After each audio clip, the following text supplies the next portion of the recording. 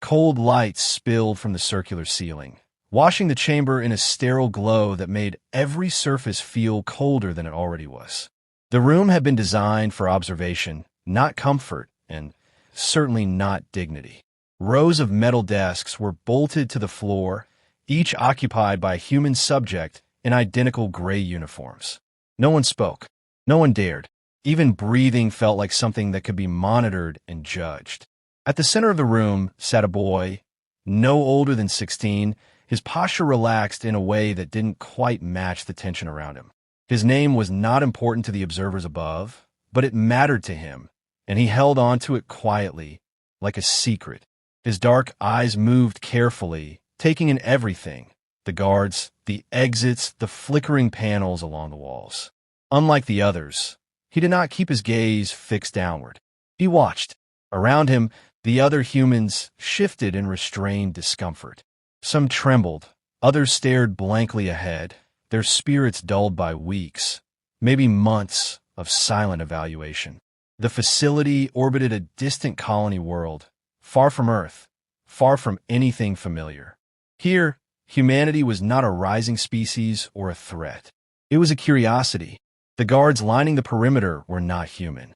Tall, armored figures with elongated limbs and smooth, unreadable faces stood motionless, their presence a constant reminder of who held power. They belonged to a coalition of species that had conquered more systems than any human could count. To them, fear was a tool, and today they intended to sharpen it. A low hum vibrated through the floor, subtle at first, then unmistakable.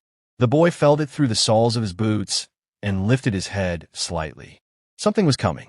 The others noticed too. Shoulders stiffened, breaths hitched, and a ripple of unease spread through the room. A voice, cold and precise, echoed from hidden speakers. It spoke in a translated tone, stripped of emotion. Observation Cycle 37. Behavioral response test will commence. No further explanation was offered, but none was needed.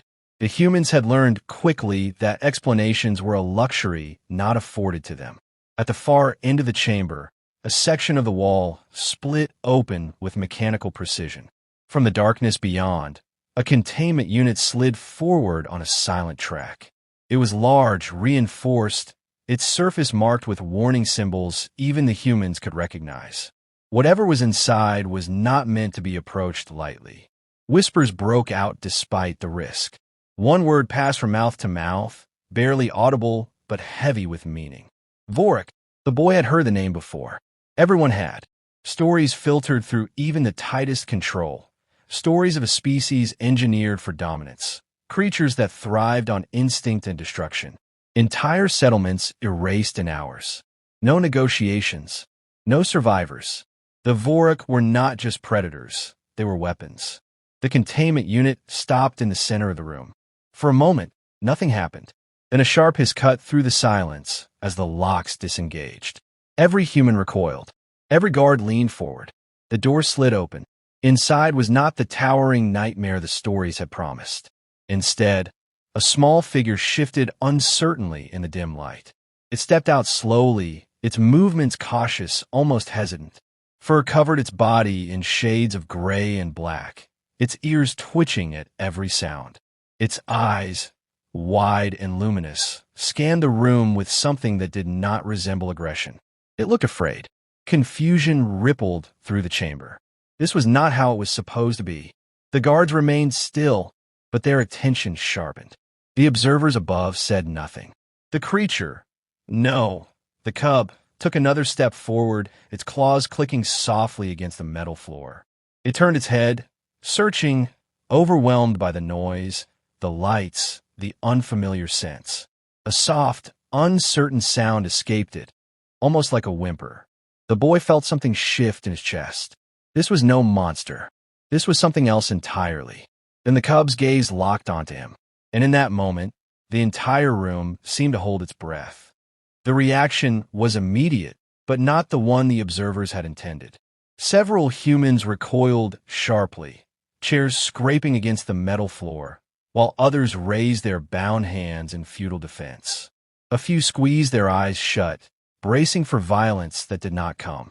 The guards along the perimeter shifted their stance, weapons angled forward, ready to contain the expected attack. But the creature did not lunge. It did not snarl or bare its teeth. Instead, it hesitated, its body held low as though trying to make itself smaller. Its ears flattened against its head, and its tail curled close to its legs. The soft sound it made trembled with uncertainty, a fragile noise that clashed with every story the humans had heard. The boy did not move at first. He watched, studying the subtle shifts in posture and breathing, the way the cub's eyes flicked from shadow to shadow. Fear recognized fear, and what he saw was not hunger or rage. It was confusion, raw and unguarded. A warning hissed from one of the guards, a sharp sound that echoed through the chamber. The meaning was clear even without translation. Stay back. Do not engage. The boy ignored it. Slowly, deliberately, he leaned forward, resting his hands on his knees. His heartbeat quickened, but his expression remained steady. He understood the risk, yet something deeper than fear guided him now. The cub was alone in a room full of threats, and he recognized that feeling too well. He stood. The movement drew immediate attention. Weapons lifted. A low alarm tone pulsed through the walls, subtle but insistent. The other humans stared at him in disbelief, silent warnings in their eyes. Still, he stepped forward. One step, then another. The cub stiffened, its muscles tightening as he approached. For a brief moment, it looked ready to bolt, its claws scraping lightly against the floor. The boy stopped, lowering himself slowly until he crouched, making himself smaller, less threatening. Easy, he whispered, though he knew it could not understand the word. The tone mattered more than meaning, soft and steady, a fragile bridge between species. The cub's gaze fixed on him, bright and searching. It took a cautious step forward, then paused. Another small sound escaped it, quieter this time, almost questioning. The distance between them closed inch by inch until it was no more than an arm's length. The boy extended his hand, palm open, fingers relaxed. He held it there, unmoving, offering a choice instead of force. The chamber fell into absolute silence. The cub leaned forward. Its nose brushed his fingers, warm breath ghosting across his skin. The boy did not flinch. Slowly, carefully, he let his hands settle against the soft fur along its head. The reaction was immediate, but not violent. The cub stilled, then exhaled in a long, shuddering breath. Its body relaxed beneath his touch, tension draining away as though a switch had been flipped. Carefully, he shifted, lowering himself fully to the floor. The cub hesitated only a second before moving closer, pressing against him. Its weight settled across his lap, heavy but trusting. Then, with a quiet sigh, it curled into him. Its eyes closed. The boy froze, hardly daring to breathe, as the creature the galaxy feared most drifted into sleep in his arms. Around them, shock rippled through every observer, human and alien alike, but no one moved, as if any sound might shatter the impossible moment. And in that silence, the balance of power began to shift, quietly, irreversibly, beyond anything they yet understood. The experiment had already failed. No one spoke for several long seconds, as though the entire chamber had forgotten how. The boy remained seated on the cold metal floor, the cub curled securely in his lap, its breathing slow and even. The steady rhythm felt unreal against the tension surrounding them, like calm placed deliberately in the center of a storm. He kept one hand resting lightly along its back, careful not to startle it, aware that every movement was being watched. The silence finally fractured, not with sound from the room, but from above it. A sharp tone pulsed through the hidden speakers, followed by a rapid exchange of alien voices that carried urgency despite the translation filter dulling their inflection. The observers were no longer detached. Something had shifted beyond their expectations. A guard stepped forward, more deliberate than before, its weapon angled low but ready. Its posture had changed, no longer anticipating attack, but attempting control. The boy saw it in the way the others adjusted around the perimeter, closing in subtly, forming a tightening ring. This was no longer a demonstration. It had become a problem. Subject will disengage. The translated voice ordered, flat and absolute. The boy did not respond. He understood the command, but he also understood what would follow. The cub's ear twitched against his arm, reacting to the vibration of the voice rather than the meaning. Its breathing faltered slightly, then resumed, but not as deeply as before. Another step from the guard. Closer now. Disengage, the voice repeated. The boy's hand shifted instinctively, fingers brushing through the cub's fur in a slow, steady motion. The small movement calmed it again, easing the tension building beneath its skin. He could feel the fragile trust resting against him, something that had formed without permission, without design.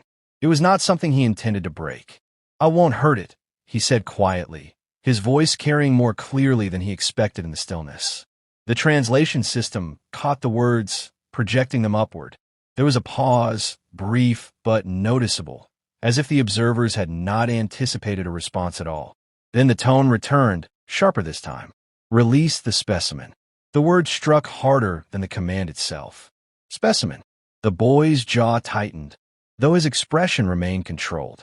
He looked down at the cub, its body still curled tightly against him, its claws retracted, its face softened by sleep.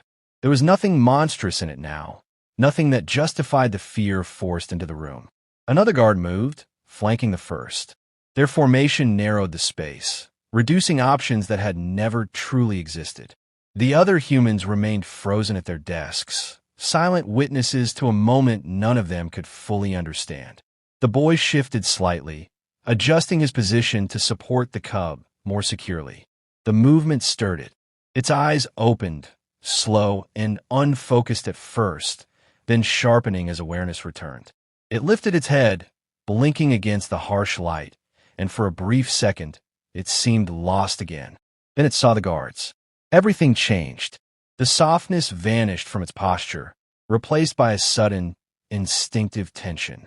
Its body pressed closer to the boy, not away from him. A low sound vibrated in its throat, not loud, not aggressive, but unmistakably defensive. It did not bare its teeth. It did not lunge. It chose. The guard stopped. That hesitation, however slight, carried more weight than any display of force. The cub was not responding as it had been designed to. It was not obeying fear nor instinct alone. It was reacting to something new, something the observers had not accounted for. The boy felt it clearly now, the shift that had begun the moment their eyes met. This was no longer just about him or the cub. It was about what the cub had decided and what that decision meant. Above them, the voices resumed, faster, sharper, no longer controlled. Orders overlapped. Analysis replaced certainty. The structure that had defined the experiment began to fracture under the weight of a single contradiction. The guard closest to them adjusted its grip on the weapon, uncertain for the first time. The boy held his ground, steady despite the pressure building around him.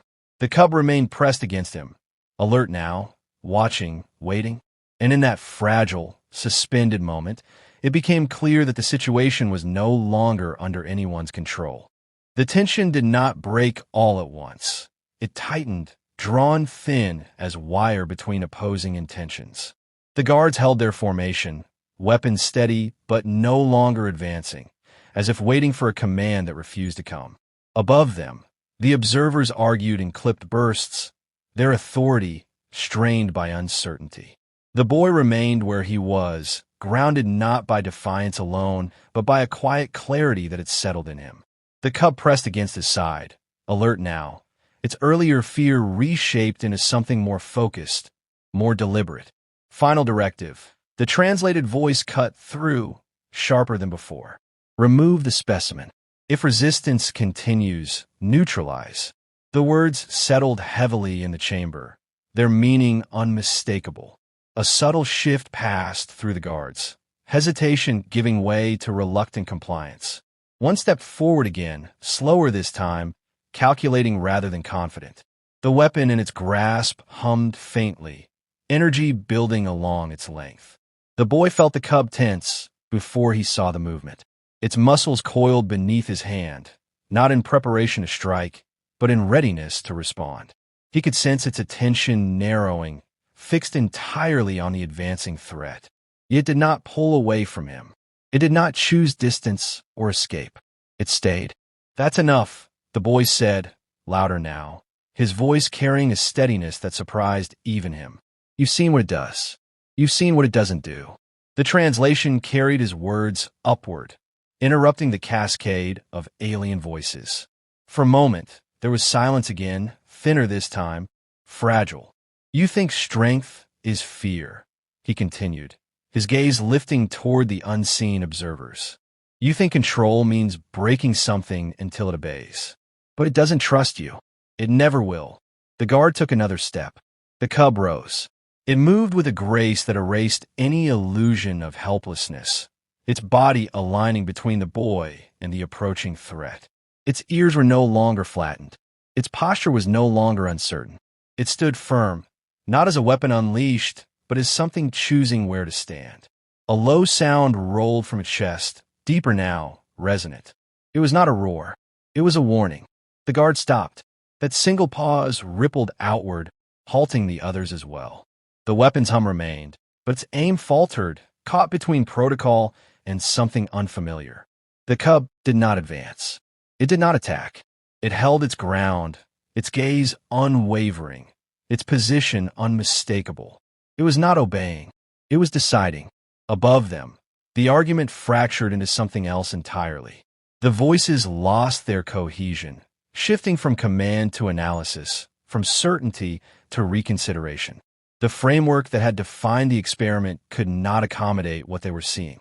The boy slowly rose to his feet behind the cub, placing a steady hand along its back. It did not flinch. Instead, it leaned subtly into the contact, reinforcing the connection that had already changed everything. "You wanted a demonstration," he said, quieter now, but no less firm. "This is it." No one moved. The guards, trained to enforce order without hesitation, remained frozen in a moment that had no precedent. The observers, accustomed to control, faced a variable they could not quantify. And at the center of it all stood a human and a creature bred for destruction, neither behaving as expected. The translated voice returned, but when it spoke, something had shifted. "Stand down." The command echoed through the chamber, and this time it was obeyed without resistance. Weapons lowered. The rigid lines of authority softened, not in defeat, but in reluctant acknowledgement. The immediate threat dissolved, leaving behind a silence that felt entirely different from the one before. The boy exhaled slowly, tension easing from his shoulders. The cub relaxed as well, its posture lowering, the warning fading as quickly as it had risen. After a moment, it turned its head, glancing back at him, its expression calmer, steadier. He crouched again, and without hesitation, it stepped closer, settling beside him as though the choice required no thought at all. Around them, the chamber remained still, but the meaning of that stillness had changed. The fear that had once defined the space no longer held the same weight. Something else had taken root, something quieter but far more difficult to dismiss. And somewhere beyond the walls of the chamber, the idea of what humanity represented began to shift, not through force, but through a single, undeniable act of trust.